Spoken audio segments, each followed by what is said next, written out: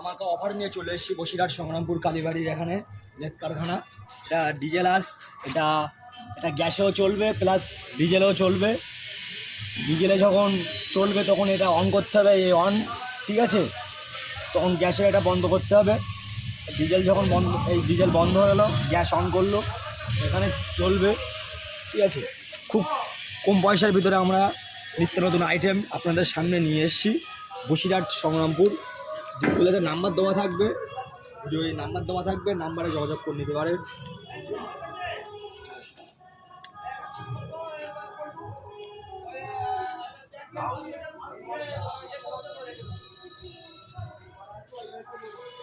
থাকবো